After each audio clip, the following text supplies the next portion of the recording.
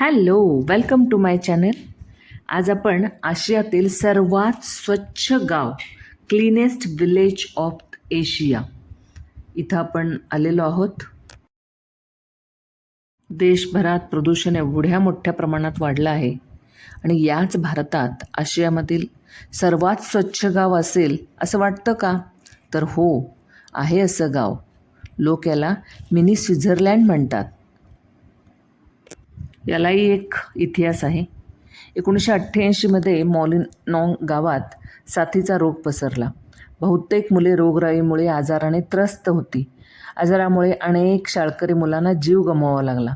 शेवटी शाळेतील एका शिक्षकाने या सगळ्यांना कंटाळून रोगाशी लढण्याचे व्रत घेतले. त्याने गावातील लोकांना स्वच्छता आणि शिक्षणाची जाणीव करून देण्यास सुरुवात केली. मोहीम राबवण्यासाठी एक समितीसुद्धा स्थापन करण्यात आली. समितीने काही कडक नियम केले. रस्त्यावर व इतरत्र कचरा न टाकण्याविषयी, घरी शौचालय बांधण्याची प्रेरणा दिली. प्लॅस्टिक वापरावर बंदी घातली. या गावातील लोकांनी या नियमांचे काटेकोरपणे पालन केले. या गावातील प्रत्येक नागरिक स्वतः टापटीप राहण्याबरोबरच घराबाहेरील रस्ता, अंगण स्वच्छ करण्याची जबाबदारी त्या व्यक्तीने घेतली. आणि बघता बघता हे आशियातील सर्वात स्वच्छ गाव झाले. इथे पोचण्यासाठीचा जो रस्ता आहे ना, तो खूप निसर्गरम्य आणि घनदाट जंगलातून आहे.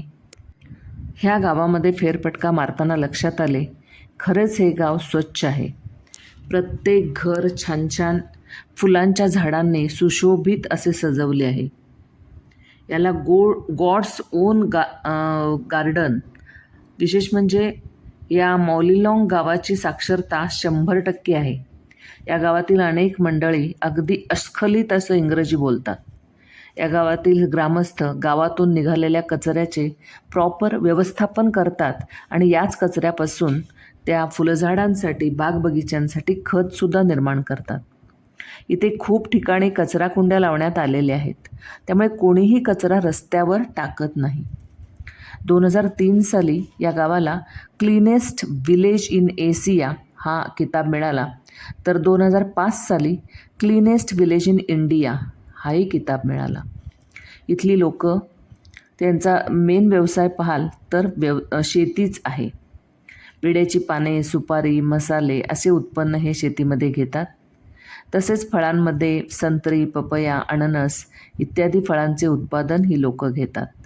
इथे खरंच पाहिले ना की लक्षात येते, त्या गावातील कचरा बांबूपासून बनवलेल्या डस्टबिनमध्ये गोळा करून मग खड्ड्यात नेऊन त्याचं खत बनवलं जातं.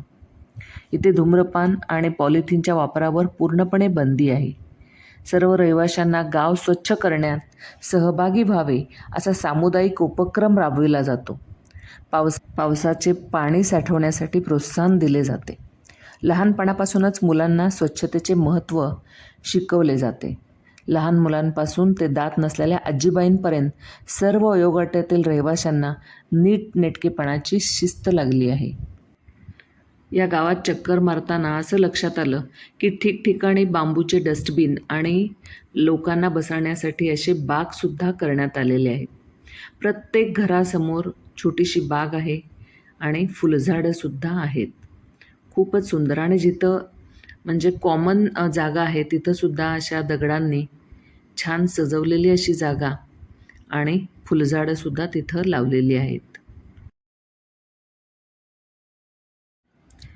Cleanliness practice and community involvement या 2 गोष्टींमुळं हे गाव अत्यंत स्वच्छ आणि सुशोभित असं राहिलेलं आहे.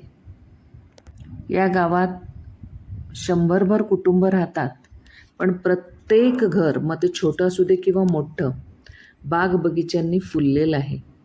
मग ती गुलाबाची फुलं असतील, आणखीन कुठली रंगीबिरंगी फुलं असतील. इथं सुपाऱ्या वाळवलेल्या दिसत आहेत पहा. सुपाऱ्याचं उत्पन्न हे खूप आहे.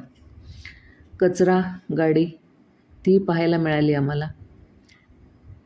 प्लास्टिकचा वापर नसल्यामुळं हा पूर्ण कचरा आता एका मोठ्या खड्ड्यामध्ये जाईल आणि त्याचं खतामध्ये रूपांतर होईल. ही अशी मोठी पटांगणं मुलांसाठी खेळण्यासाठी ही आहेत. खूप छान. फेरफटका मारतानाच लक्षात आलं की अजिबात तिथं कचरा नाही आहे आणि वेगवेगळ्या प्रकारची फुलंसुद्धा अंगणामध्ये लावलेली आहेत. इच्छा असेल तर इथं छोटे छोटे कॉटेजेस पण आहेत आणि राहण्याची सुद्धा चांगली सोय आहे. 1,500 ते 2,000 पर डे चार्जेस आहेत, पण खूपच सुंदर. हे छोटंसं गाव फिरल्यानंतर असं लक्षात आलं, cleanness is not just a habit but a way of life असं बनलेलं आहे. एक तिथं चर्च आहे, तोही एकदम क्लीन. हा समोरचा चर्चच दिसतोय बघा तुम्हाला, खूपच सुंदर. आणि रॉकमध्ये असे खड्डे केलेत पक्ष्यांना पाणी पिण्यासाठी. Follow Neeta zone, like, share and subscribe.